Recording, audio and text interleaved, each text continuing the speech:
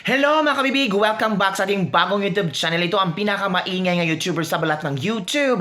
Ako si Kabibig, maglebak-lebak na tang with evidence. Naku po! Ano ito? TOPS Coalition Bulacan Media Advisory sa planong Defend the Flag Peace Rally sa probinsya ng Bulacan. Hindi binigyan ng permit ng LGU. Hala, yung maisog rally, hindi nagbigay ng permit ang Provincial LGU ng Bulacan at LGU ng Malolos City. Basahin natin ha, pinost kasi ito. Basahin na to ha. Media Advisory sa planong Defend the Flag Peace Rally sa probinsya ng Bulacan. Simula February 2024, kami ay nakipag-ugnayan sa Provincial LGU ng Bulacan at ng LGU ng Malolos City upang humingi ng permit para sa pampublikong lugar na maaring pagdausa ng peace rally na gaganapin sa Bulacan. Tinitiyak po natin na ang bawat hakbang na ating isinisagawa ay alinsunod sa mga umiiral na batas batay sa Batas Pambansa 8880 na DILG-MC 2006-42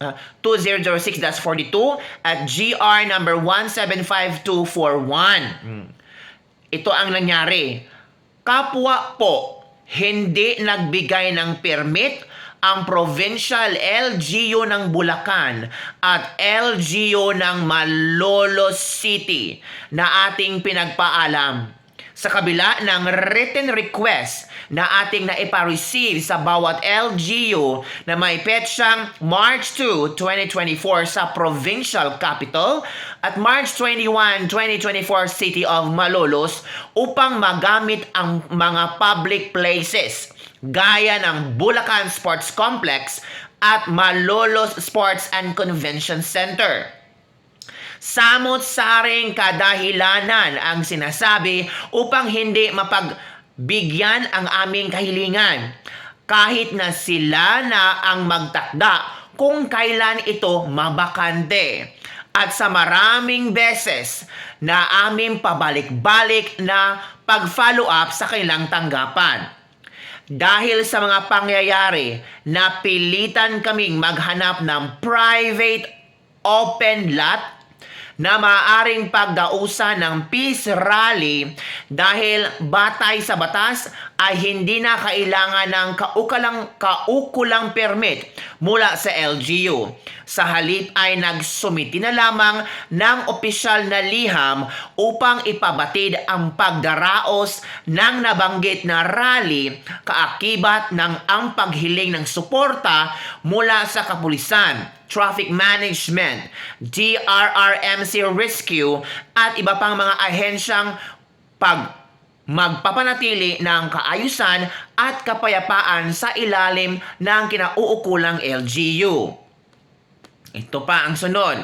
Bukod sa pakipag-ugnayan sa mga LGU, ay nagsumite din kami ng formal na komunikasyon sa Provincial Police PNP ng Bulacan upang ipabatid at makipag-ugnayan ukol sa seguridad at kaayusan ng isasagawang peace rally. Nilinaw namin sa kanila na ang aming mga pagkilos ay batay sa mga umiiral na batas kung kaya't nakatitiyak na ang bawat pakipag-ugnayan ay walang anumang nilalaktawan. Agad kaming lumiham sa pamunuan ng isang malawak na pribadong industrial park sa Malolos City na nagbigay ng positibong kasagutan sa aming kahilingan. Ngunit, matapos ang aming pakikipag-ugnayan sa Malolos City LGU at Provincial PNP ng Bulacan, ay labis naming ikinagulat na binabawi ng may-ari ang kanilang pasya na ipagamit ang nabanggit na lugar sa pamamagitan ng isang board resolution ng kanilang kumpanya. Muli kaming humanap ng ibang pribadong lugar at katulad ng nauna ay nakikipag-ugnayan kami sa may-ari ng lupa at nagbigay diin ng formal na pahintulot sa pagpapagamit ng kailang pribadong pag-aari. Gayon din ay muli kami nakipag-ugnayan sa Concerned Municipal LGU at Provincial PNP ng Bulacan upang mag-update para sa nabanggit na pagtitipon at upang makapagsasagawa ng koordinasyon sa seguridad at kaayusan. Subalit, muli kaming naligalig sapagkat kahapon sa ika-17 ng Abril 2024, bandang alas 4 hanggang alas 5 ng hapon ay tumawag ang pamangkin ng may-ari na tila balisa at takot sapagkat anya ay mayroong mga hindi nagpakilalang mga lalaki na naka-uniforme ng kulay itim at mga nakatalikod na ID sakay ng dalawang SUV ang nagsadya sa bahay ng may-ari at nagbanta na huwag payagan at ituloy ang maisog peace rally. Ayon sa mga lalaki ay baka aniya matulad sa gobernador ng Davao Norte at mayor ng Cebu kung itutuloy ito. Kung ituloy man aniya ay wag kuno sa Bulacan. Maliwanag na pagbabanta, pananakot at panghaharas ang pakay ng mga lalaking nakaitim sapagkat walang anumang pagkakakilanan o legal na dokumentong ipinakita na mayroong mga naging paglabag sa paggamit ng pribadong lugar na pagdausan ng peace rally. Talamak ng opresyon at harassment sa mga pangyayaring umiiral, tunay na hinahadlangan ang pagdaos ng peace rally.